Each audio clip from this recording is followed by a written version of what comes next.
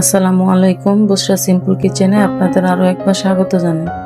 আজকের পর্বে আপনাদের সাথে শেয়ার করছি সেরা স্বাদের ভীষণ সহজ গরুর মাংসের কাচ্চি বিরিয়ানি। এই রেসিপিটি অনুসরণ করলে চাল থাকবে ঝরঝরে, মাংস হবে নরম ও রসালো। ভিডিওটি শেষ পর্যন্ত দেখুন, তাহলে কোনো ধাপই মিস হবে না। এখানে প্রথমে নিয়েছি আমি বাসমতি 1 কেজি চাউল। আমি বাসমতি চাউলটা ইউজ করেছি, আপনারা চাইলে চিনি গুঁড়া পোলাও চাউল ইউজ করতে পারেন। আর লাগবে গুঁড়া দুধ। নিয়েছি রাঁধুনি রেডি মিক্স কাচ্চি মশলা। বাটা মশলা নিয়েছি 1 টেবিল চামচ আদা বাটা, 1 টেবিল চামচ জিরা বাটা, 1 টেবিল চামচ রসুন বাটা, 1.5 টেবিল চামচ বাদাম বাটা, স্বাদ মতো লবণ, 1 কাপ টক দই, 5 থেকে 6টি আলু নিয়েছি 2 টুকরা করে, নিয়েছি 1 কাপ পেঁয়াজ কুচি, আর লাগবে টমেটো সস। এখানে চালটাকে আমি ভালোভাবে ধুয়ে 30 মিনিট ভিজিয়ে রাখবো।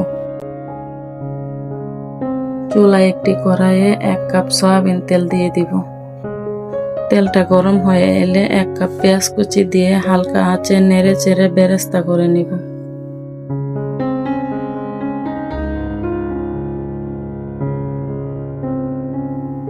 দেখতেই পাচ্ছেন আমার বেরেস্তাগুলো ভাজা হয়ে গেছে। ফুড কালার দিয়ে মেখে নিয়েছি, ওই তেলে এই আলুগুলো ভেজে নিব। খুবই সামান্য লবণ দিয়ে দিব।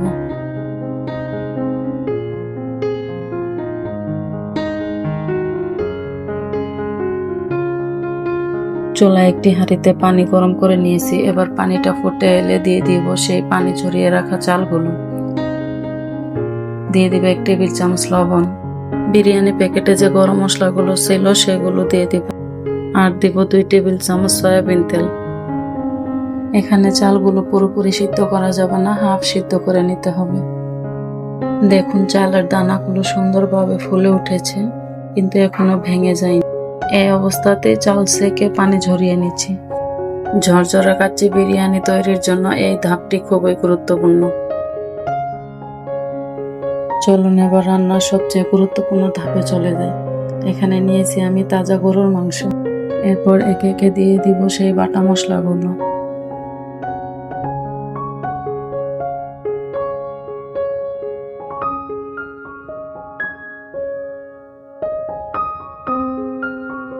দিয়ে দিব মরিচের গুঁড়া, টক দই, টমেটো সস, স্বাদ মতো লবণ, রাঁধুনি রেডি মিক্স প্যাকেট মশলা। এখানে যে পেঁয়াজের বেরেস্তা করে রেখেছিলাম সেখান থেকে অর্ধেক দিয়ে দিব। বেরেস্তা ভাজার তেল দিয়ে দিব 1 কাপ। এবার এগুলোকে ভালোভাবে হাত দিয়ে মেখে নিব। ভালোভাবে মেখে নেওয়ার পর এবার ঢাকনা দিয়ে ঢেকে রেখে দিব 30 মিনিট। 30 মিনিট পর 1/3 কাপ গুঁড়া দুধ ছড়িয়ে দিব। এবার মাংসগুলোকে আরেকটু ভালোভাবে মেখে নিব।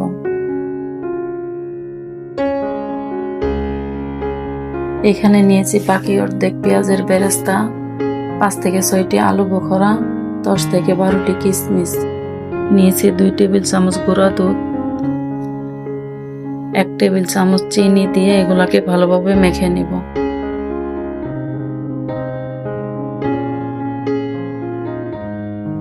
এখানে একটু ফুড কালার মিশিয়ে নিচ্ছি, আর 1 কাপ পানিতে 1/3 কাপ গুঁড়া দুধ মিশিয়ে নিচ্ছি। এবার ভেজে রাখা আলুগুলো দিয়ে দিব। আলু বোখরার মিশ্রণগুলো অল্প অল্প করে ছড়িয়ে দিব।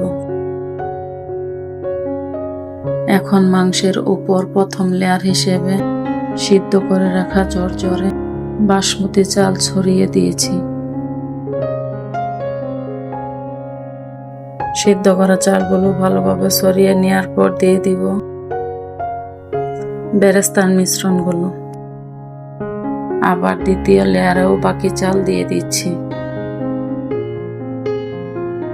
আবারও দিয়ে দিয়েছি পেঁয়াজের বেরেস্তা। 10 থেকে 12টি কাঁচামরিচ দিয়েছি। পানি দিয়ে যে গুঁড়া দুধ মিশিয়ে রেখেছি সেটা সমানভাবে ছড়িয়ে দিব। এখন বিরিয়ানির উপর অল্প অল্প করে এভাবে গর্ত করে ফুড কালারগুলো দিয়ে দিব।